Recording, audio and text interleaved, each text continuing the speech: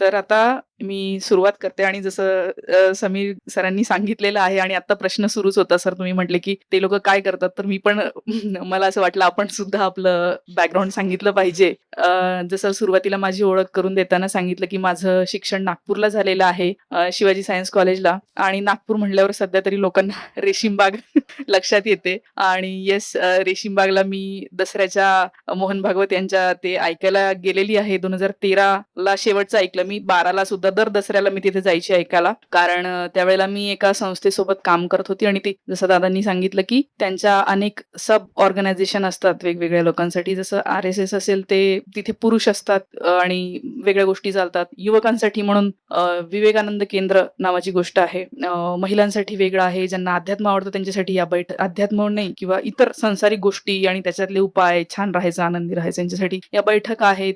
ज्यांना व्यायाम करायला आवडतो त्यांच्यासाठी योग वर्ग आहे आणि जसं सर म्हणतात, की हे कसं चालतं तर हे इतकं त्यांचं जाळं व्यवस्थित पसरलेलं आहे. खूप शिकता येतं म्हणजे मला तरी खूप आयडियाज आहेत, की ज्या आता जे विचार मी सध्या मला असं वाटतं त्याचं प्रमोट केलं पाहिजे त्याच्यासाठी, की ते डेडिकेशन म्हणजे एक व्यक्ती आहे, की जी योग वर्गच घेईल आणि मी तिथे असताना पाहिले 3 वर्ष सलग ती व्यक्ती रोज सकाळी 7 वाजता यायची. योग म्हणजे सगळ्यांची योगासनं घ्यायची आणि त्या मोहल्ल्यामधले सगळे जे पुरुष बायका किंवा म्हातारे झालेले व्यक्ती आहेत ते पण यायचे. त्यांना थोडंसं फ्रीमध्ये इथे योगा आपल्याला शिकवत आहे, सूर्यनमस्कार शिकवत आहे, त्याची माहिती देत आहे. तर सगळ्यात महत्त्वाचं आहे डेडिकेशन त्या एका व्यक्तीचं जी रोज त्यावेळेला येते आणि घेते. आपल्यापैकी अनेक लोकं हे सुरूच करू शकतात. त्याच्यामध्ये ते काय तुम्हाला वैचारिक नाही सांगत. रोज तुमचं योग घेणार, एक्सरसाइज घेणार, ध्यान, प्राणायाम सगळं आणि नंतर मग तुम्ही थोडंसं ते संपलं की चहा-पाणी घेता, नाश्ता करता किंवा कधीतरी वेगळे काहीतरी कार्यक्रम असतात. मग तिथे इनडायरेक्टली ह्या गोष्टी की अरे बघ ना कसं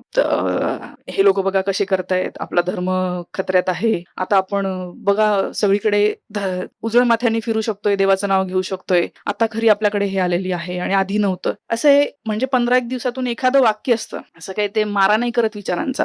योग वर्गाला आलेल्या लोकांना असं वाटतही नाही. आम्ही जर म्हणलं तिथे नका जाऊ ते म्हणतात त्याच्यात काय फ्रीमध्ये शिकवतात छान आणि कधीच आम्हाला असं काहीच सांगत नाहीत ते. आणि इव्हन ह्या बैठकांचं सुद्धा तसंच आहे, की माझ्याकडे एडिटिंगला एक मुलगा यायचा, तो जायचा त्या बैठकांना आणि मला ते इतकं नव्हतं माहिती. नंतर मी अनेक काही व्हिडिओ बनवायला लागली तेव्हा तो म्हटला, की "हां, मॅडम मला आत्ता लक्षात येतंय, की" कारण तो मला असं म्हणायचा, "नाही, नाही तिथे काही असं होत नाही. छान सांगतात, अध्यात्म सांगतात आणि कसं जगावं, खूप विचार करू नये वगैरे ह्या सगळ्या गोष्टी." मग नंतर त्यांनी सांगितलं, की "हां, मला एकदा असं सांगितलं होतं, की आपण किती लकी आहोत सगळे. आपण देवाला बघू शकतो आपल्या म्हणजे मूर्ती आणि बाकीच्यांकडे ज्यांच्याकडे मूर्ती नाहीये म्हणजे इनडायरेक्टली काय, की बाबा आपण कसे सुपिरियर आहोत आणि इतरांना नाही बघायला मिळत." तर तो म्हटला, की "मी माझा एवढा चांगला मित्र होता, मी त्याच्याशी कधी भांडायचो, मी जाऊन भांडलो म्हणे त्याला की आमचं कसं हे आहे, आम्ही देवासमोर उभं राहतो, त्याच्याकडे बघतो, त्याच्याशी बोलतो आणि तुम्ही कोणासोबत उभं राहता, कोणाला बोलता वगैरे नाही का?" तर हे अशा प्रकारे एखादंच वाक्य असतं, की म्हणजे मी त्याच प्रश्नाला उत्तर देते सध्या अजून माझा विषय सुरू नाही झालाय, की अशा छोट्या-छोट्या गोष्टी असतात. जेव्हा मी तिथे जायची जे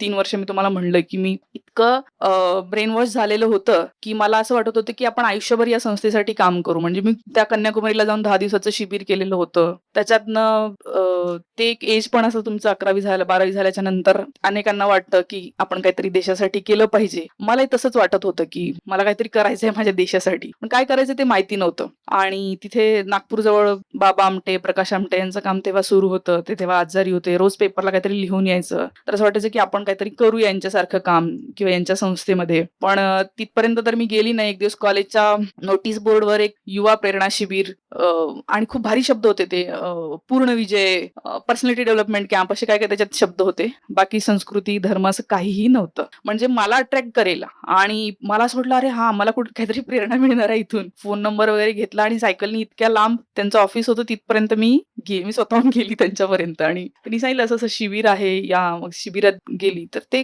छान देशभक्तीपर गीतं होतात. आपला देश, आपली संस्कृती कशी महान आहे. तर हे ऐकून आपल्याला छानच वाटतं. आपली संस्कृती महान आहे, इतके चांगले लोक होऊन गेलेले आहे वगैरे. आपल्याला कोणी हरवू शकलेलं नाही असं ऐकून छान वाटतं त्या वयात आणि असं वाटतं, की हां, येस.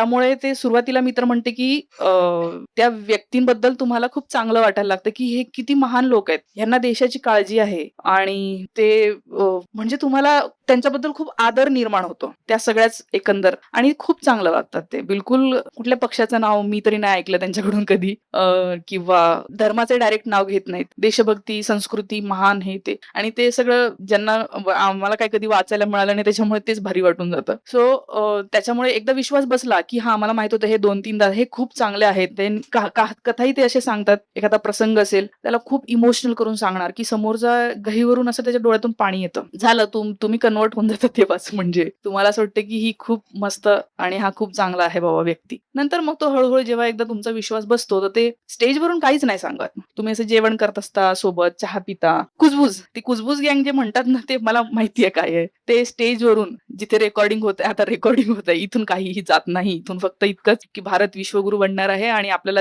जगाला मार्गदर्शन करायचं आहे. हेच इथून चालतं. पण बाकी असं एकत्र बसलेले असतात कधीतरी इनडायरेक्टली. ते आपोआप ते जे विष आहे तुमच्या मनात जातं आणि तुमचा विश्वास असतो, की ही व्यक्ती खूप चांगली आहे. त्यामुळे ती काहीही सांगितलं तरी असं हां, म्हणजे बरोबरच आहे. हा दादा सांगतोय ना, हा मला खूप आवडतो. हा खूप चांगला आहे. मला समजून घेतोय. माझ्या घरचं विचारतोय, घरी कोण आहे? माझ्या घरापर्यंत येतोय. तर त्यामुळे विश्वास बसत जातो. ही अशा प्रकारे ते चालतं, मला असं वाटतं. तर हे आहे. मला आलेला अनुभव आहे. अर्थात त्याच्यानंतर मी पण याच्यातून बाहेर पडली आणि बाहेर पडण्याची प्रोसेस पण इतकी सोपी नसते. मला खूप माझे जे सुदैवाने इथे पुण्यात आल्याच्या नंतर जे माझे मित्र-मैत्रिणी होते ते बरेचसे पुरोगामी विचारांचे होते, आंबेडकरवादी होते. ज्यांच्याकडे मी UPSCचा क्लास केला ते माझे सर तर कट्टर डावे होते, मार्क्सिस्ट होते आणि जसं ते विवेकानंद केंद्रातल्या लोकांबद्दल मला विश्वास वाटला, की हे खूप चांगले लोक आहेत. तसं सरांबद्दल पण झालं होतं, की यार मी म्हटलं, की जगात सगळ्यात भारी माणूस हाच आहे आणि तसं होतं कारण ते खूप ऑनेस्ट होते, खूप प्रामाणिक होते. म्हणजे त्यांच्याकडून बघून असं वाटायचं, की काहीतरी आपल्याला एनर्जी मिळेल. ते असं भंपक, उगीच डायलॉग दिले असं काहीही नव्हतं. एकदम बेसिक आणि हे होतं. त्यामुळे पहिले सर व्यक्ती म्हणून खूप चांगली आहे हे मला हे झालं आणि नंतर मग सर जे सांगत आहेत ते हळू पटत गेलं. हे जरी असलं म्हणजे 2013ला जरी असलं तरी 14ला जेव्हा मोदी पंतप्रधान झाले तेव्हा मला बरं वाटलं होतं. पण त्याच्या आधीच सरांचा क्लास होऊन झालेला होता. म्हणजे मला माहित होतं सर पण बरोबर बोलताय पण हे पण झालं ते चांगलंच झालंय. तर म्हणजे मला आताही असं वाटतं, की असं कसं मला वाटलं असेल. ते खूप आतमध्ये गेलेलं असतं म्हणजे ते खूप काढायला वेळ लागतो. त्याच्यासाठी सतत जसे लोकं प्रवचनाला जातात तसं त्यांना कंपल्शन करून हे सतत ऐकत राहणं, सांगत राहणं त्याच्यातून तेव्हाच बाहेर पडतो. अर्थात मी बाहेर पडली ते यांच्या सगळ्या कामामुळे आणि मला एक होतं, की मला वाटायचं, की ऑनेस्ट असलं पाहिजे आपण. म्हणजे एकच कसोटी मला असं वाटायची आणि जेव्हा ते कळत गेलं, की हे खोटं बोलतात वगैरे, तर माझ्या त्या संस्थेतले पण मित्र-मैत्रिणी अजून पण त्यांना असं वाटतं, आम्हाला आश्चर्य वाटतं तू कसं काय हे करते म्हणजे. कारण त्या लोकांना माझा तर इतका विश्वास बसला होता, की मी पूर्ण वेळ त्यांची हे होणार आहे. हां आणि आयुष्य देणार आहे त्यांच्यासाठी हे त्यांच्या वरपर्यंतच्या लोकांना विश्वास बसला होता, की ही खूप चांगलं काम करेल बुवा म्हणून. पण मग त्यांना आता अजून म्हणजे आश्चर्य वाटतं, की मी कसं काय इतकं हे बोलते त्यांच्याबद्दल. तर मला इतकं कळायचं, की ते म्हणतात, की "अरे नाही ते चांगलं काम आहे आपल्या धर्मासाठी." सुरुवातीला मला वाटायचं, की हां नाही आपल्या संस्कृतीसाठी ते करत आहेत भाजप. आपल्या संस्कृतीसाठी चांगले आहे, आपल्या देशाच्या अस्मितेसाठी चांगलं आहे, हे वाटत होतं मला. पण नंतर जेव्हा कळलं, की हे खूप खोटं बोलतायत, खोटं वागत आहेत. मग मला कळलं नाही जर एखादी व्यक्ती खोटं बोलत असेल, तर कशासाठी चांगली असू शकत नाही. नाही, मग ती संस्कृती पण नाही वाचवू शकत. नाही वाचली पाहिजे ना संस्कृती माझी. म्हणजे ठीक आहे, संस्कृती म्हणजे आता मला तरी ते वेगळ्या अर्थाने मी म्हणेन, की आपली जी शौर्याची परंपरा आहे, महात्मा फुलेंचा विचार आहे, ही संस्कृतीच आहे. हे आपलं वारसाच आहे आपल्याला मिळालेला आणि तो जपला पाहिजे, तो वाढला पाहिजे. पण त्याला अट एकच आहे, की जी व्यक्ती प्रामाणिक असेल ना, तर तिलाच मला असं वाटतं पुढे नेलं पाहिजे. तर त्यामुळे मग मला असं कळलं, की हे नाही आहे प्रामाणिक. त्यामुळे आपण थोडं बंद करूया. नंतर एक स्टेज आली जेव्हा मला हे वाटत होतं, सगळे सारखेच असतात. म्हणजे मला खूप लोकं म्हणे, "अरे ते दिल्लीमध्ये नाही का दंगे झाले होते जेव्हा 2019ला आणि माझं इकडे काहीतरी दुसरंच चाललेलं. इकडची-तिकडची फिरण्याचे फोटो वगैरे टाकत होते." माझ्या मित्रांनी मला अजूनही आठवतं, की त्याने मला मेसेज पाठवला होता, की जेव्हा दिल्ली जळत होती तेव्हा मुक्ता हे करत होती, हे मी लक्षात ठेवीन वगैरे. म्हणजे मी सीरियस नव्हती तेव्हा पण. मला असं म्हणजे माहीत नाही काय चाललंय असं होतं. हां. तर मग तेव्हा मी त्याला हे म्हटलं होतं, की सगळे सारखेच असतात. हे पण खराब आहे, आधीचे पण खराब होते आणि मग नंतर हळू जे आहे ते ह्यांच्याकडे बघून, ह्यांची कामं बघूनच जे मला कळत गेलं, की नाही सगळे सारखे नसतात आणि हे असणं सगळ्यात जास्त घातक आहे सध्या जे आहेत ते. बाकीचे कोणी चालतील ते चुकीचे करतील तेव्हा आपण बोलू, पण हे नकोच आहे हे मला कळलेलं आहे. आता कुणीही जेव्हा म्हणतं, की सगळे सारखे असतात किंवा राजकारणाचं मला काय, तेव्हा मला एकदम म्हणजे मला ते चुकीचं वाटतं आणि मी समजून सांगते त्यांना, की असा विचार करणं कसं चुकीचं आहे. आपली प्रत्येक गोष्ट, आपण जे सकाळी खाल्लेलं असेल, जेवण केलं असेल, ती प्रत्येक गोष्ट ही राजकारणी ठरवतात. त्यामुळे त्याच्यामध्ये आपण लक्ष दिलं पाहिजे आणि या अर्थाने जे आहे ते माझा प्रवास तिथून राईट विंग पासून ते मग मध्ये असं आलं की मला काही राजकारणाविषयी काही बोलायचं नाही, सगळे सारखे असतात पासून ते आता मला एवढं कळतं की हे नको आहे इतकं मला आता वाटतं. आणि मला असं वाटतं की आता सगळ्यात जास्त तेच सांगण्याची गरज आहे. खरं तर मी काही म्हणजे ओळख जरी करून दिली, काम करत असली तरी अशी काही पत्रकार शिक्षणाने नाहीये. जसं त्यांनी ओळख करून दिली की मी चित्र काढते, हो, चित्र काढण्यात माझा बराच वेळ जात असतो किंवा वाचनाची आवड आहे आणि टीचिंग पण मी 8-10 वर्ष या स्पर्धा परीक्षेच्या मुलांना केलेलं आहे. पण आता ह्या 2च वर्षात मी सुरू केलंय. मला आठवतं लोकसभेच्या निवडणुकीच्या 1 महिना आधी 17 मार्च 2024 ला मी व्हिडिओ बनवायला सुरुवात केली आणि मग ते खूप वाढत गेले. लोकांच्या कमेंट्स बघून मला कळलं की ह्याची गरज आहे, लोकांना आवडत आहे, फॉरवर्ड करतायत, शेअर करतायत. छोटे छोटे व्हिडिओ खूप लोक म्हणायचे की अरे आम्हाला शेअर करायचे असतात, तू पाठव, बनव. मग ते त्याच्यातनं ते हे होत गेलं आणि आता पूर्ण वेळ मी सध्या तरी तेच करते आहे. 1-1.5 वर्ष झाले.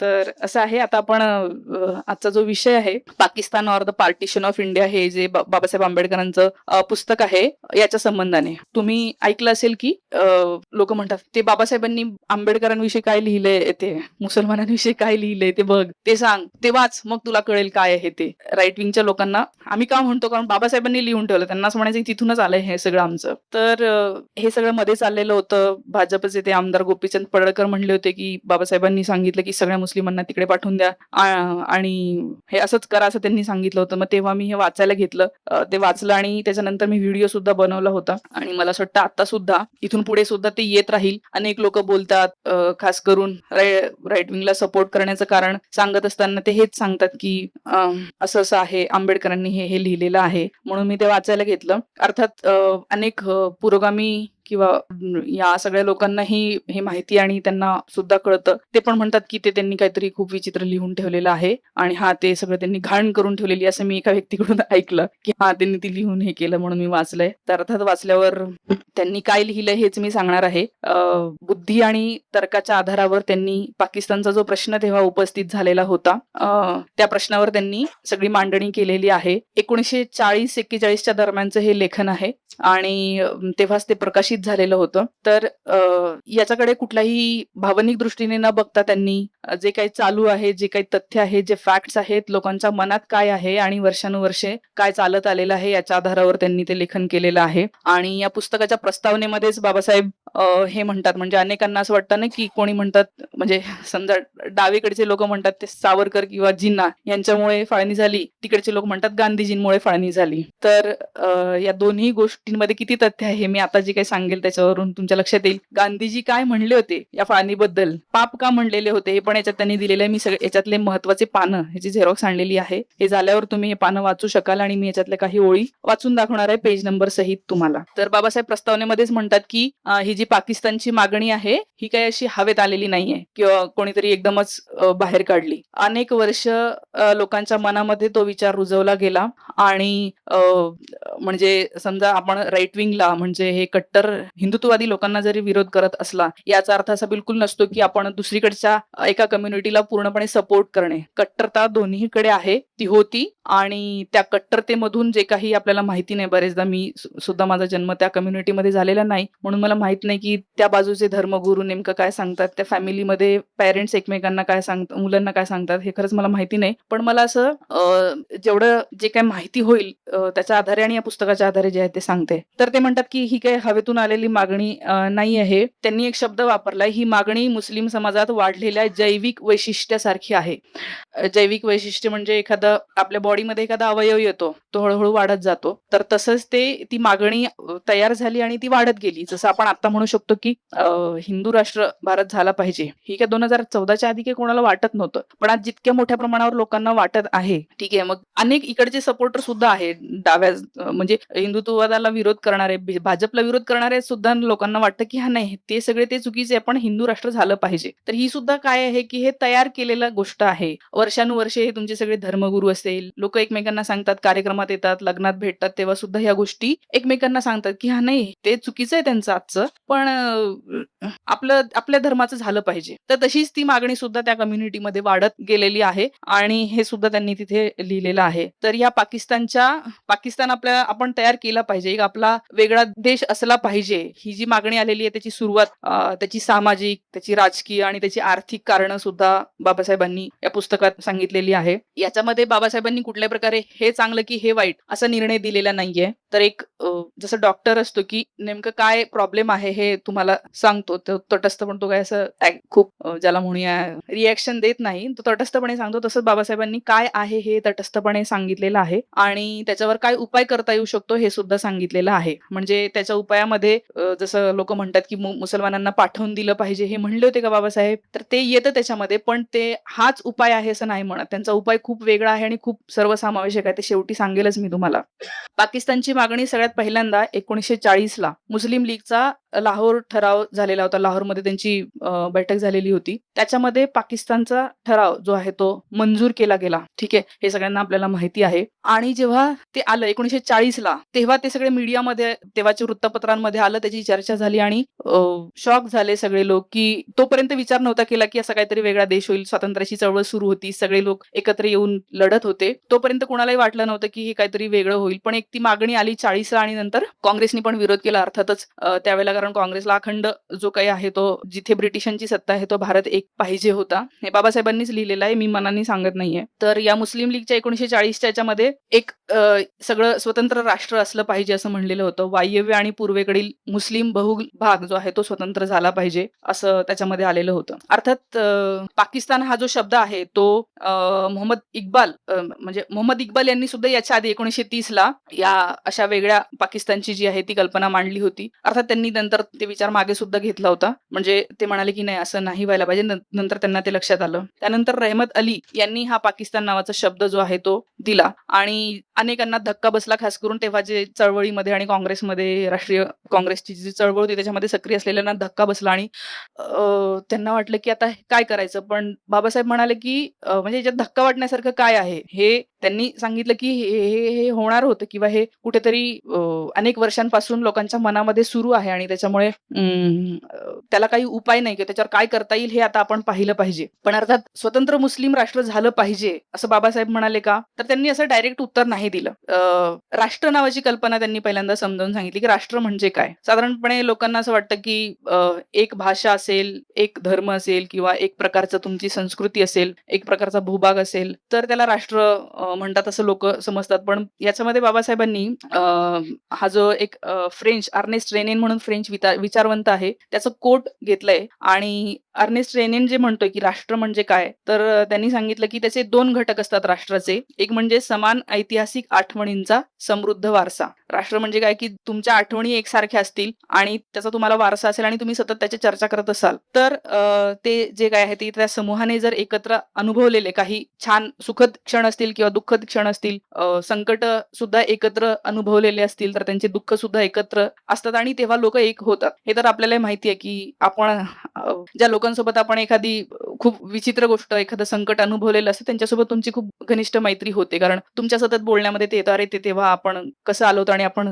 सांभाळून घेतलं. त्यामुळे लोकांना एकत्र आणण्याचे ते एक हे असतं, आठवणी. आणि दुसरा घटक आहे तो म्हणजे एकत्र राहण्याची वर्तमानातली इच्छा. त्यांना आता सुद्धा एकत्र राहावं असं वाटलं पाहिजे आणि एकत्र राहून आपलं भविष्य आपण पुढे घेऊन जाऊया असं वाटत असेल, तर तो समूह एक राष्ट्र म्हणून जो आहे तो पुढे जायला पाहिजे असं या डेफिनेशन नुसार बाबासाहेबांनी याच्यात लिहिलं. आणि या डेफिनेशन नुसार मग त्यांनी हिंदू आणि मुस्लिम यांच्या गोष्टी पाहिल्या. उदाहरणार्थ मुस्लिम कम्युनिटी असेल मेजॉरिटीनी, तर त्यांच्या सारख्या एकसारख्या आठवणी किंवा त्यांचे भूतकाळ, त्यांच्या पिढ्यांनी अनुभवलेले जे काही गोष्टी आहेत त्या सारख्या आहेत का. तर मग इथे बाबासाहेब त्या सगळ्या गोष्टींचं हे करतात की आक्रमण आलेले आहे मोहम्मद गझनींपासून, ते सगळं सांगतात आणि बरेच कायम जी आहे ती ही कम्युनिटी जी आहे ती विजेता राहिलेली आहे आणि एक दुसरी कम्युनिटी जी इथे होती ती अपयशी म्हणण्यापेक्षा हरलेली होते. तर त्याच्यामुळे जे आहे ते या दोघांमध्ये खाई जी आहे ती त्या काळामध्ये निर्माण झालेली होती आधी. अर्थात ते सगळ्यांपर्यंत पोहोचलं असं नाही, पण मेजॉरिटी आपण म्हणूया काही. उदाहरणार्थ तुम्ही बघितलं असेल की काही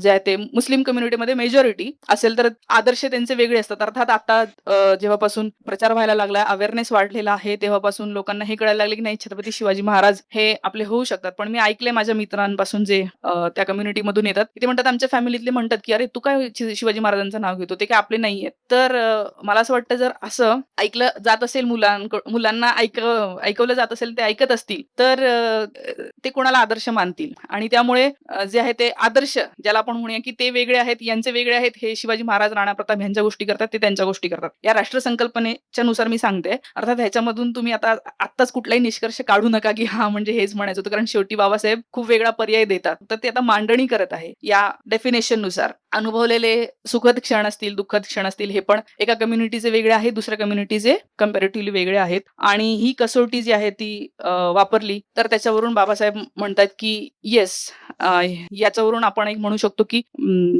खेडेगावं जर सोडले तर शहरांमध्ये जे आहे ते प्रामुख्याने दोन कम्युनिटी जे आहेत त्या तुलनेने वेगळ्याच राहिलेल्या. अर्थात त्या ट्रान्झिशनच्या झोनमध्ये एकत्र येतात ते, पण जे आहे ते वेगवेगळेच साधारणपणे असतात, खूप गोष्टी मिसळलेल्या नसतात. हे आपण पाहतो, अनुभवतो सुद्धा. त्याच्यामध्ये दोघांचंही तेच आहे, म्हणजे दोन्ही कम्युनिटीमध्ये ते नाही, आपल्यातलं नाहीये, हे आपलं आहे, आपण असं नाहीये, आपल्यात हे करत नाही, आपण ते खात नाही, आपण तसं नाही करत, हे जेव्हा बोलतो हे सुद्धा वेगळं करण्याचे हे असतात. अर्थात जातींमध्ये असं बोलतातच लोक. तर हे आहे. अर्थात दुसरीकडे बाबासाहेब हे पण दाखवतात की ह्यांच्यामध्ये साम्य सुद्धा आहे. उदाहरणार्थ अनेक मुस्लिमांची जर विवाह पद्धती पाहिल्या तर मोठ्या प्रमाणावर जे आहे ते हिंदू पद्धती म्हणजे विधी नसेल होत, पण जे एक बघतो आपण ते चित्र जे आहे ते सारखं असतं. अनेक आडनाव, चौधरी सारखे आडनाव त्याच्यामध्ये त्यांनी सांगितलं ते सारखे आहेत. बंगालमधले मुस्लिम बंगाली बोलतात, महाराष्ट्रातले शहरातले अर्थात ते म्हणतात शहरामध्ये हिंदी जास्त वापरत असेल, पण खेड्यामध्ये ते मराठीच बोलतात. काही शब्द असतात हिंदी, पण ते एकत्रच असतात. तर धर्मानुसार ते बदलत नाही, तर ते त्याच्या रिजन मध्ये आहे. खाद्यपदार्थ सुद्धा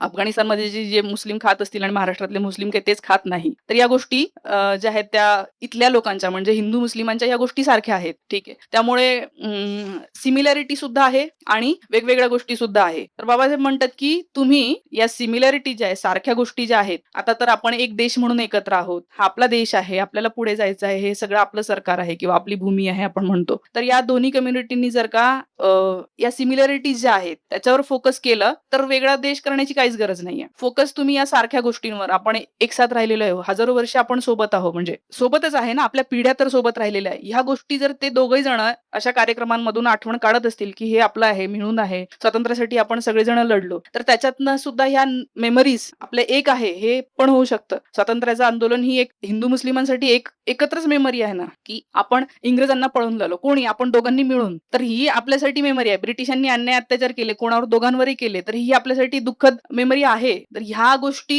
जितक्या तुम्ही भर द्याल तर तितकं एकता टिकून राहील आणि जे आहे ते वेगळं करण्याची गरज पडणार नाही. पण दुसरीकडे डिफरन्सेस जे आहेत ते जर मोठे केले गेले किंवा काही लोकांनी तेव्हा सुद्धा तसा मिसयूज केला, तसा प्रचार केला, जीनांनीच उदाहरणार्थ, की वेगळेपणावर जास्त फोकस केला, आपलं असं त्यांचं तसं, आपलं हे, त्याच्यातनं काय झालं की भेद वाढत गेला. आणि म्हणून जे सांगतात ते की आताही तसंच आहे. आता आपण एकत्र राहतोय तर आपण ज्या आपल्या सिमिलरिटीज आहे त्याला फोकस केलं तर आपण खूप छान राहू शकतो. पण वेगवेगळं भेद हे करत राहिलो, त्यांचा रंग तो आमचा हा, आम्ही ते नाही घालत, त्यांचं हे, तर ते वाढत जाणार आहे. हे ह्याच्यामध्ये जे आहे ते मांडलेलं आहे. पुढे जेव्हा असा प्रस्ताव आला 1940 ला, तेव्हा अनेकांना भीती वाटली. लोक म्हणाले की भारताची एकता धोक्यात येईल. तर तेव्हा बाबासाहेब म्हणाले, मग त्यांनी ते पण उदाहरणं दिले की कुठली एकता, कधी एक होता भारत, एकता म्हणजे सोबत मिळून एक, सगळ्यांचा एक आत्मा आहे. जसं आता इथे बसलेले आपण मॅक्सिमम लोक, आपला विचार एकसारखा आहे उदाहरणार्थ, तर एकसारख्याच गोष्टीमुळे आपल्याला बरं वाटतं, एकसारख्या गोष्टीमुळे आपल्याला वाईटही वाटतं. तर तसं काही आधी असं नव्हतं काही सगळ्यांसाठी. उदाहरणार्थ त्यांनी एक उदाहरण दिलं की 7व्या शतकामध्ये चीनी प्रवासी जो आला होता ह्युएन त्यांनी सांगितलं की भारतामध्ये त्यांनी 7 प्रदेशामध्ये विभागलेलं असं सांगितलं. 7 इंडीज असा जो शब्द होता त्याचा, उत्तर, दक्षिण, पूर्व, पश्चिम आणि मध्य भारत. आणि ह्या ठिकाणी वेगळं आहे म्हणजे त्या ठिकाणी ते राजसत्ता वेगळ्या होत्या, त्यांचे प्रदेश होते, ते त्यांचे राहत होते, असं काही एकत्र नव्हतं. आणि हे आपल्याला माहितीये कितीतरी राजघराणे होते, त्याच्यामुळे भारत एक होता असं काही आपण म्हणू शकत नाही, एक भूभाग जरी एक असला तरी. तर ते सुद्धा बाबासाहेब म्हणतात की एकता तर अशीही नव्हती ज्याला आपण म्हणतोय, आणि त्यामुळे फार इमोशनल न होता आता जे काय होतंय ते पाहिलं पाहिजे. आणि त्याच्यानंतर पाकिस्तानची मागणी जी आली त्याच्यामध्ये अजून एक गोष्ट होती, ती म्हणजे ब्रिटिश राजवट आल्याच्या नंतर त्याच्या आधीच्या ज्या सगळ्या मुस्लिम सत्ता होत्या ते सत्ताधारी एक वर्ग होता, आणि त्याच्यानंतर ब्रिटिशांमुळे काय झालं तर ते सामान्य नागरिक झाले सत्ताधारी याच्यापासून. आणि त्यामुळे ही मोठ्या प्रमाणावर जे आहे ते तेव्हाचे स्वातंत्र्य आंदोलनात भाग घेतलेले स्वातंत्र्य सेनानी होते, त्याच्यापैकी बरेच लोकांनी जे लिहून ठेवले ते बाबासाहेब सांगतात की त्या रागामुळे सुद्धा स्वातंत्र्य आंदोलनामध्ये अनेकांनी हे केलेलं आहे. अर्थात आपल्याला ऐकायला असं वाटत असेल की असं आहे, पण ते तसं होतं तेव्हा आणि त्यांनी ते मांडलेलं आहे. अर्थात आता त्या गोष्टी फोकस करायला नाही पाहिजे. आणि फाळणीला जे सगळे हिंदू कम्युनिटी मेजॉरिटी विरोध होता, त्या विरोधाची सुद्धा बाबासाहेबांनी चिरफाड केलेली केलेली आहे. ते म्हणतात की भावना बाजूला ठेवून आपण जे आहे ते या प्रश्नाच्या मुळाशी गेलं पाहिजे आणि हा जो प्रश्न आहे ते आपण आता पाहिलेला आहे. त्याच्यानंतर लोक म्हणत होते की जर का वेगळं राष्ट्र झालं, पाकिस्तान जर वेगळा झाला तर जातीय सलोखा नष्ट होईल, दंगली होतील खूप. तर त्यामुळे बाबासाहेब म्हणतात की सध्या तरी कुठे सलोखा आहे, सध्या तरी कुठे तितकी शांती आहे आणि त्याच्यामुळे जर काही इतकं मोठ्या प्रमाणावर एका समूहाच्या मनामध्ये काही खदखदत असेल तर त्याच्यावर आपण विचार केला पाहिजे. या अर्थाने अजून एक जो प्रश्न होता तेव्हा तो म्हणजे मायनॉरिटी हॉस्टेज नावाची गोष्ट. अल्पसंख्याक समूहाला हॉस्टेज बनवणे, ओलीस. तर ज्या ठिकाणी मुस्लिम बहुल एरिया होता त्या ठिकाणी अर्थात हे सगळीकडे म्हणजे हे नाही आहे, समान नाही आहे, पण ते होतं की बाबा जर मायनॉरिटी हिंदू असेल त्या ठिकाणी तर अनेक ठिकाणी असं झालेलं आहे की ते हॉस्टेज सारखेच राहिलेले वागवले गेलेले आहे आणि ज्या ठिकाणी हिंदू बहुल एरिया आहे तिथे मुस्लिम मायनॉरिटी असेल तर त्या ठिकाणी त्यांना सुद्धा असं वागवलं गेलेलं आहे. तर हा प्रश्न सुद्धा होता आणि तो प्रश्न सुद्धा सुटेल असं बाबासाहेबांना वाटलं होतं. त्यामुळे त्यांना एक प्रॅक्टिकल प्लॅन द्यायचा होता फाळणी जर का करायची असेल तर.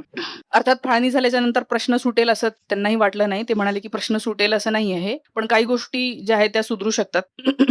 मे बी असं येऊ शकतं पाकिस्तान जर वेगळा झाला तर जर पाकिस्तानमधल्या हिंदूंवर अत्याचार झाला तर इकडच्या मुस्लिमांवर अत्याचार वाढू शकतो. आपण चित्र बघतोच आहे. आता उलट खूप जास्तच हे झालेलं आहे. पण हा विचार सुद्धा तिथे मांडलेला होता तेव्हा. कायमस्वरूपी शांतता निर्माण होईल असं काही त्यांना वाटत नव्हतं. अर्थात हे म्हणजे चक्रव्यूहासारखंच आहे. केलं तरी पण ते तसंच राहणार आहे, नाही केलं तरी तसंच राहणार आहे. पण तेव्हाच्या काळातली जर परिस्थिती पाहिली तर या सगळ्या लेखनातून असं लक्षात येते की येस त्यांना वाटत होतं की आता वेळ आलेली आणि आपण हे करून पाहूया. हे त्यांचं हे होतं. करून पाहूया म्हणजे त्यांनी हे सांगितलं की ठीक आहे आपण काय करूया, रेफरंडम घेऊया, सार्वमत घेऊया. तर तिकडचा जो भाग होता आता अर्थात पाकिस्तानची निर्मिती झालेली नव्हती, पण पाकिस्तानमध्ये गेलेला जो काही भाग आहे, मुस्लिम बहुल भाग आहे, त्या ठिकाणी सार्वमत घेऊया. तिथल्या मुस्लिमांना काही प्रश्न विचारूया आणि हिंदूंना पण प्रश्न विचारूया वेगवेगळे. तर त्याच्यामध्ये मुस्लिमांना म्हणजे बाबासाहेबांचा हा उपाय नव्हता की मुस्लिमांना तिकडे पाठवा, हिंदूंना इकडे घेऊन या. नाही, लोकांनाच विचारायचं की तुम्हाला पार्टिशन हवंय का? 2 प्रश्न त्याच्यामध्ये होते की तुम्हाला पार्टिशन हवंय का? म्हणजे मी वाचूनच दाखवते त्याच्यामध्ये. Are you in favour of separation from British India? तुम्हाला वेगळं व्हायचंय का? दुसरा प्रश्न होता आर यू अगेन्स्ट सेपरेशन? तुम्हाला असं वाटतं का की सेपरेशन नको आहे? आणि नंतर या सगळ्याची मोजणी करू आणि नंतर जर का जास्त लोकांना वाटत असेल की आपण वेगळे राहू, ही इन्सिक्युरिटी का आली त्याचं पण चर्चा याच्यात येते की 1937 नंतर 37ला जेव्हा निवडणुका झाल्या आणि ज्या भागामध्ये काँग्रेस जिंकून आली होती त्या भागात मुस्लिम लीगच्या ज्या काही मागण्या होत्या किंवा मुस्लिम लीग सोबत काँग्रेसनी तेव्हाच्या काँग्रेसच्या चळवळींनी जुळवून नाही घेतलं आणि मग त्यामुळे मुस्लिम लीगनी असा प्रचार सुरू केला की जर भारत स्वतंत्र झाला आणि नंतर हे सत्तेत आले तर आपल्याला दुय्यम म्हणूनच राहावं लागेल, आपल्यावर अन्यायच होईल आणि आपण इन्सिक्युअर राहू. हा प्रचार त्यांनी खूप जास्त मोठ्या प्रमाणावर केला. त्याच्यातनं इन्सिक्युरिटी वाढत गेली की स्वतंत्र झाला तर ऑब्व्हियसली मुस्लिम पॉप्युलेशन कमीच होती, त्याच्यामुळे त्यांना ही भीती होती की असं काहीतरी होईल.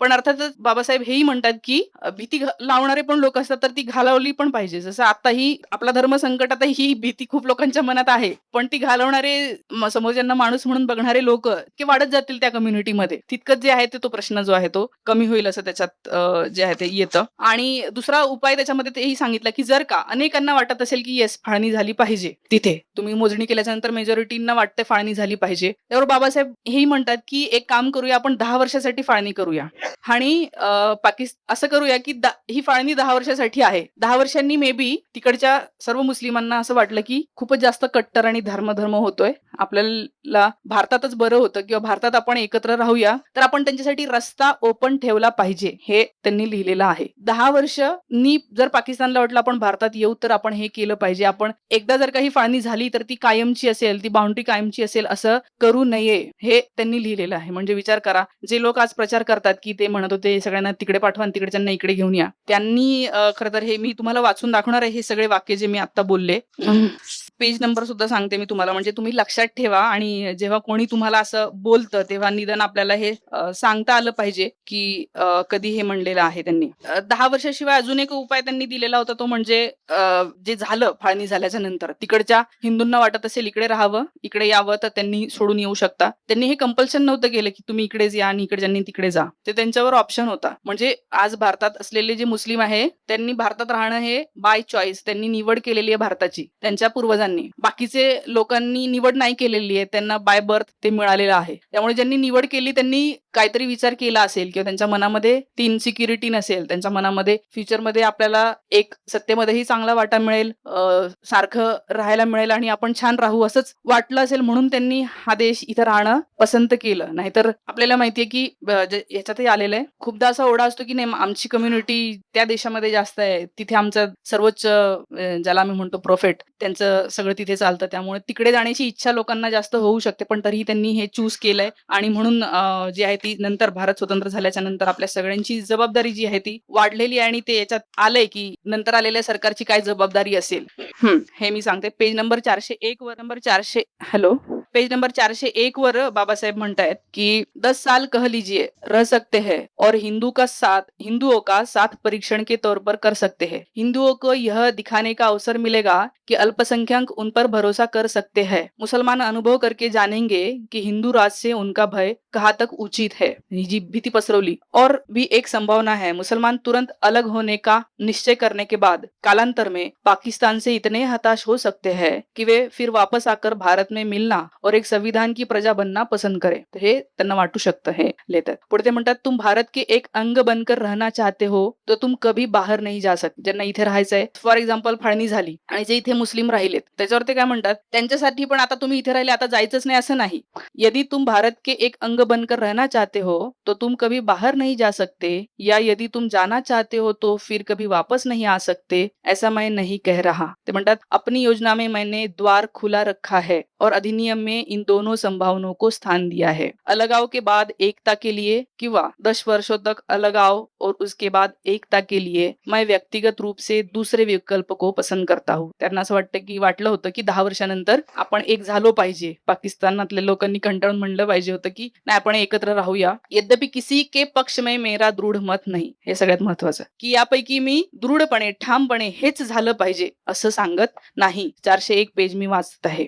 यह बेहतर होगा कि मुसलमान पाकिस्तान का तजुर्बा कर ले. पाकिस्तान के तजुर्बे के बाद की एकता अवश्य स्थायी और शाश्वत होगी. त्याच्यानंतर ते म्हणतात की जर वेगळा देश झाला तर आता तोडून टाकायचा का दुश्मन देश झालाय सगळं नाही. ते काय म्हणतात, पाकिस्तान और हिंदुस्तान के बीच जीवन संपर्क बनाए रहना जरूरी है ताकि विच्छेद उत्पन्न करने वाली तथा पुनः एकीकरण को रोकने वाली संभावनाओं को रोका जा सके. हे झालं नाही. मला असं वाटतं की भेद वाढत गेला. तिकडे सुद्धा त्यांना भडकवणारे लोक होते, इकडे सुद्धा आपल्याला भडकवणारे लोक होते आणि त्याच्यामुळे अनेक गोष्टी ज्या आहेत त्या होत गेल्या आणि जे एकत्र येण्याची संभावना होती ती काय होऊ शकलेली नाही. तर याच्यावरून लक्षात येते की काय म्हणणं होतं. त्याच्यानंतर जसं भेद त्यांनी सांगितलं की भेद आहे, आपल्या आठवणी एक नाही आहेत, मुस्लिम त्यांचं धार्मिक कथा खूपच वेगळ्या आहेत, ते कॅरेक्टर्स सगळे वेगळे आहेत, इकडच्यांचे कॅरेक्टर वेगळे आहेत. आपल्या भाषणांमध्ये पण त्याच कथा आहेत. जसं आता गायकवाड सरांनी पण म्हणजे पांडवांची ती गोष्ट सांगितली किंवा ह्या ज्या गोष्टी आहेत त्या आपल्या सांगण्याच्या त्या खूप वेगळ्याच गोष्टी आहेत. हे जरी भेद असले तरी एकत्र राहू शकतात. बाबासाहेब म्हणतात की भारत काही एकमेव देश नाहीये की जिथे अशा प्रकारे वेगवेगळ्या एथनिसिटीचे लोक आहेत. मग त्यांनी अजून उदाहरण दिले. त्यांनी कॅनडाचं उदाहरण दिलं, फ्रान्सचं, जर्मनीचं उदाहरण दिलं, ज्या ठिकाणी हे झालं होतं अशा प्रकारे, पण त्यांनी नंतर एकत्र राहणं हे ठरवलं. त्याच्यानंतर तसे कायदे बनले आणि त्या देशामध्ये ज्या दोन समजा कम्युनिटी असतील त्या कशा सोबत आहे, त्यांचं कसं हे मिळून हा देश आहे, त्यांना मिळून कसं या देशाला पुढे द्यायचं, अशा प्रकारचे सिनेमे आले, अशा प्रकारचे गाणे आले. आपल्याकडे तसं होतच. हिंदू मुस्लिम एकतेचे गाणे हे जरुरी आहे. वेगवेगळ्या सणांना आपण जे आता बघतो रील्स व्हायरल होतात, हिंदूंच्या सणाला मुस्लिम मदत करताय, मुस्लिमांच्या सणांना हिंदू मदत, हे जास्त प्रोपेगेट जर झालं, हेट प्रोपेगेट होण्यापेक्षा या गोष्टी आनंद मदतीच्या, प्रेमाच्या, तर तो देश पुढे जाईल. हे जे आहे ते त्यांनी सांगितलं. अनेक देशांचे उदाहरण दिले आणि अर्थात अशाही देशांची उदाहरणं दिले की ज्यांनी पॉप्युलेशन एक्सचेंज केलं, तुकडे केले, पण त्यांचे नंतरही तुकडे होत राहिले. याही गोष्टी आहे. ग्रीस, तुर्कस्तान, बल्गेरिया याच्यामध्ये असं झालेलं आहे की मायनॉरिटींनी डायरेक्ट पूर्ण स्थलांतर केलं, पण ते उपाय नाही आहे जे आहे ते. तर असेही उदाहरणं जे दिलेले आहेत आणि म्हणून मला असं वाटतं की जे काही या सगळ्या याच्यातनं कळतंय आपल्याला की नेमकं त्यांना काय म्हणायचं होतं. अर्थात नंतर फाळणी झाली, हेच सगळं झालं. आता याच्यात मला तुम्हाला काही गोष्टी वाचून दाखवायच्या ते म्हणजे महात्मा गांधी यांच्याबद्दल, म्हणजे ह्यांच्यापर्यंत जेव्हा बाबासाहेब गेले तरी फाळणीचा विचार केला तेव्हा गांधीजींनी काय रिॲक्शन दिली आणि जे की आता फाळणीचा ठपका त्यांच्यावर ठेवला जातो की ह्यांच्यामुळे फाळणी झाली, ह्यांच्यामुळे देशाचे तुकडे झाले. हे किती खोटं आहे हे तुम्हाला याच्यामध्ये पेज नंबर आहे 413 हिंदी मधलं. तुम्हाला Babasaheb Ambedkar writing and speeches yes, volume 8 मध्ये इंग्लिश मधलं किंवा व्हॉल्यूम 15 हिंदीमध्ये आहे. पेज नंबर सांगते. याच्यात काय म्हणतात बाबासाहेब, श्री गांधी ने पहले तो 2 बातों के बहाने विभाजन विषयक प्रश्न को टालने का प्रयास किया. उन्होंने यह कहना शुरू कर दिया कि भारत का विभाजन एक नैतिक भूल है और एक पाप है जिसके भागीदार वह नहीं होंगे. ही एक नैतिक भूल आहे आणि हे पाप आहे आणि मी याचा भागीदार होणार नाही, हे गांधीजींनी म्हणलेलं आहे. त्याच्यावर बाबासाहेब म्हणतात की हे खूपच आश्चर्यजनक आहे, कारण रियालिटी खूप वेगळी आहे आणि आता ते थांबवता येणार नाहीये. श्री गांधी ने विरोध स्वरूप कहना शुरू कर दिया है कि मुस्लिम लीग मुसलमानों का प्रतिनिधित्व नहीं करती और पाकिस्तान सिर्फ जिन्ना की कल्पना है, हे गांधीजी म्हणत राहिले. यह समझना बेहद कठिन है कि गांधीजी इतना भी अपनी आंखों से नहीं देख सके कि किस तरह मुस्लिम जनता पर श्री जिन्ना का प्रभाव दिन प्रतिदिन बढ़ता जा रहा है. म्हणजे ते समजून सांगण्याचा प्रयत्न करतायत की गांधीजींना का नाही कळत आहे की हे आता जिन्नाचा प्रभाव इतका वाढलाय, जसं आज एक प्रभाव वाढलेला आहे तसं तेव्हा जिन्नांचा प्रभाव मुस्लिम कम्युनिटीवर इतका वाढलेला आहे की आता ते थांबवता नाही येणार. एक तर खूप मोठं काहीतरी होईल या देशामध्ये. तर ही तेव्हाची रियालिटी होती आणि त्याच्यामुळे जे आहे ते हे पुढे झालेलं आहे. अजून काही वाचून दाखवते मी. हे जे मी म्हटलं तुम्हाला की कोणत्या गोष्टीवर आपण भर दिला पाहिजे, पेज नंबर 360. यदि हिंदू और मुसलमान उन बातों पर स्वीकृति प्रदान करने पर बल देते हैं जो उन्हें एक सूत्र में बांधती है. आपल्या सगळ्यांना एका सूत्रात बांधणाऱ्या ज्या गोष्टी आहे त्याच्यावर आपण भर दिला और उन बातों को भूल जाते हैं जिनके परिणाम स्वरूप वे विभक्त होते हैं, तो फिर ऐसा कोई कारण ही नहीं है कि आगे चलकर उनका एक राष्ट्र के रूप में उदय न हो. जर आपल्याला एकत्र आणणाऱ्या गोष्टींवर भर दिला तर वेगळा भाग होणारच नाही, आणि जर नाही दिला, जसं जिन्ना किंवा इतर लोकांनी विभाजित असणाऱ्या गोष्टीवर भर दिला म्हणून वेगळं. आणि आजही आज जी परिस्थिती आहे की आपण का म्हणतो की ह्याला प्रमोटच केलं पाहिजे, हिंदू मुस्लिम एकता, आपल्या स्वातंत्र्याचा एवढा मोठा लढा आहे, आपल्यावर ब्रिटिशांचे हे जे काही चाललं दमन, आजही सगळे लोक आपण जे झेलतोय ते सगळे हिंदू मुस्लिम एकत्रच चांगल्या गोष्टीही उपभोगतोय आणि वाईट गोष्टी, त्रास सरकारकडून होणार आणि आताची जी काही इकॉनॉमिक सगळी सिच्युएशन आहे, पर्यावरणाचं प्रदूषण आहे, हे सगळे आपण सोबत हे करतोय. मला असं वाटतं की ह्या सोबत जे काही आपण उपभोगतो आहे याच्यावर जर भर दिला तर हे अजूनही एक देश म्हणून पुढे जाईल. नाही तर जर ह्या विभाजित शिकते करत जातील तर आताही तसे तुकडे तुकडे तयार झालेले आहे. प्रत्येक गावामध्ये तुकडा तयार झालेला आहे, कधीही वाटलं नव्हतं. आणि हा फक्त धर्माचा नाही, जातीचाही तुकडे तयार झालेले आहेत. आणि म्हणून जे आहे ते आपल्याला एकत्र करणाऱ्या गोष्टी प्रमोट केल्या पाहिजे, त्याचे गाणे, त्याचे सिनेमे आले पाहिजे, हे बाबासाहेबांनी लिहिलंय. आज तसं नाही होत, उलट कसे आपण वेगळे आहोत हेच अर्थात आहेच ना. बाबासाहेबांनी मुस्लिम धर्मामध्ये असणाऱ्या ज्या काही रिग्रेसिव्ह गोष्टी आहेत त्याच्यावरही लिहिलं, जसं हिंदू धर्मावर लिहिलंय त्यांनी. सगळ्या म्हणजे जे आहे तसं अनेकांना ते वाचूनही त्रास होऊ शकतो की असं कसं लिहिलंय, पण जसं त्यांनी दोन्ही धर्माबद्दल लिहिलेलं आहे. अर्थात त्यांचा जन्म एका कम्युनिटीमध्ये झाला म्हणून आणि त्यांनी जे अनुभवलं त्याच्याबद्दल त्यांचं जास्त आलेलं आहे. आणि मुस्लिम कम्युनिटीमधलं बुरखा पद्धत असेल, पडदा पद्धत असेल, मुलींचं शिक्षण असेल, ह्या गोष्टीवरही त्यांनी लेखन केलेलं आहे, टीका केलेली आहे. आणि तर हे आहे. अजून एक सांगायचं म्हणजे ह्याच्यावरून काय बाबासाहेबांनी कुठलाही हा धर्म वाईट किंवा तो धर्म चांगला असं काहीही केलेलं नाहीये. उलट एका ठिकाणी व्हॉल्यूम 19 जर तुम्ही वाचला तर माझ्या वाचनात आलंय की बाबासाहेबांचे जे पेपर होते वेगवेगळ्या याच्यात ते लेखन करायचे, त्या एका याचा आर्टिकलचं शीर्षक होतं हिंदू मुस्लिम एकतेसाठी उपाय. आणि त्या आर्टिकलमध्ये त्यांनी लिहिलं होतं तेव्हा पुण्यामध्ये एक विवाह झाला होता. महिला हिंदू होती आणि पुरुष मुस्लिम होता आणि ते घराणं खूप उच्च शिक्षित प्रसिद्ध घराणं होतं पुण्यामधलं, मालिनीबाई पाणंदीकर आणि गुलाब खान. तर हा विवाह झाला होता आणि तो विवाह झाल्यावर त्यांनी ते आर्टिकल लिहिलं होतं. त्याच्यात ते लिहितात की जसं जातीभेद बंद होण्यासाठी, संपण्यासाठी आंतरजातीय विवाह झाले पाहिजे, मिश्र विवाह झाले पाहिजे, तसंच हिंदू मुसलमान यांची तेढ मिटण्यासाठी सुद्धा अशा प्रकारचा विवाह झाला पाहिजे. आणि हे मग ते खूप त्याच्यात ते बाकीचे दाखले देतात, इतिहासामध्ये वेगवेगळ्या राजांनी कसं हिंदू महिलांसोबत लग्न केलेले आहेत. आणि बरं लग्न केले म्हणून ते असं नाही झालं, तर अनेक हिंदूंच्या चालीरीती त्यांनी ऍक्सेप्ट केला. तिथे फिमेल जास्त डॉमिनेट राहिलेले आहे. रिच्युअल्स मध्ये अनेक गोष्टींमध्ये जे आहे ते त्यांनी सांगितलं की कशा ह्या गोष्टी झालेल्या आहेत. तर उपाय सांगत आहेत ते की हिंदू मुस्लिमांचे विवाह झाले पाहिजे. म्हणजे जे लोक पसरवतात की मुस्लिमांबद्दल बघ कसं लिहिलंय, तर हे पण लिहिलेलं आहे. एका ठिकाणी अजून एक त्यांनी आर्टिकल लिहिलं होतं ज्याच्यात एक प्रसंग होता खानावळीचा. ते प्रत्यक्षात गेले होते त्या ठिकाणी, त्यांनी पाहिले खानावळ होती, एक ब्राह्मण कम्युनिटी मधला व्यक्ती तो चालवत होता आणि त्यांनी पाहिलं की त्या खानावळीमध्ये दलित अस्पृश्य समाजातले जे लोक होते जेवायला बसलेले त्यांच्यासाठी त्यांना खाली बसवलं होतं. त्या ठिकाणी बिलकुल स्वच्छता नव्हती, असंच काहीतरी. ते आल्याच्या नंतर त्यांना तिथे बसवलं होतं आणि मुस्लिम जे होते ते काही मुस्लिम मुस्लिम बसलेले होते ते व्यवस्थित टेबलवर त्यांना बसवलेलं होतं. ते इथं सोबतच बसलेले होते. त्याच्यावरून लक्षात येते, की जरी खानावळ हिंदू व्यक्ती जी असली, तरी ती हा मुस्लिम आहे म्हणून त्यांनी हे नाही केलं, तर उलट त्याच्यामध्ये त्यांनी जात बघून जे आहे ते डिस्क्रिमिनेशन झालेलं आहे. तर याचा अर्थ ते असं नाही म्हणत त्यांच्यासोबत पण तसं वागा. त्यांचं त्याच्यात सांगण्याचं तात्पर्य हेच होतं, की हे सुद्धा आम्ही सुद्धा ह्युमन आहोत, माणूस म्हणूनच वागवा सगळ्यांना. जर तुम्ही मुस्लिम असून वागवता आणि आता नॅरेशन चालवताय, की ही कम्युनिटी अशी. तर अर्थात असं खूप ठिकाणी लेखन येतं ज्याच्यामध्ये चांगलं लिहिलेलं आहे. इव्हन जेव्हा त्यांनी बुद्ध धर्म स्वीकारलेला नव्हता तेव्हा त्याच्या आधीच्याही लेखनामध्ये मी वाचले, की त्यांनी जसं त्यावेळेच्या अस्पृश्य किंवा दलितांना जे त्रास सहन करावा लागला, तेव्हा त्यांनी एका ठिकाणी हे लिहिलं होतं, की तुम्हाला जर धर्मांतर करायचं असेल, तर तुम्ही मुस्लिम धर्म किंवा ख्रिश्चन धर्म स्वीकारू शकता. म्हणजे हे 2 ऑप्शन त्यांनी दिलेले होते. अर्थात नंतर त्यांनी बुद्ध धर्माचा अभ्यास केला, बुद्धिझमचा अभ्यास आणि त्या प्रिन्सिपलमुळे ते प्रभावित झाले आणि नंतर त्यांनी हा धर्म स्वीकारला आणि नंतर जे आहे ते त्याचं तत्व दिलं. पण आधी जे आहे ते हे सुद्धा सांगून ठेवलेलं आहे. चांगले तत्व आहे तेही सांगितलेलंच आहे. तर मला असं वाटतं, की आता आपल्याला या सगळ्याच्यातनं हे कळलं असेलच. आजही आपण देश म्हणून एकत्र आहोत आणि एका कम्युनिटीला इतकं भीतीत राहावं लागतंय. म्हणजे मी एक किस्सा सांगते. परवा आम्ही एका ठिकाणी घर बघायला गेलो होतो आणि मुस्लिम मोहल्ला आहे तो. तर त्या घराला 3 ठिकाणी 3 गेट केलेले आहेत. 4 गेट आहेत.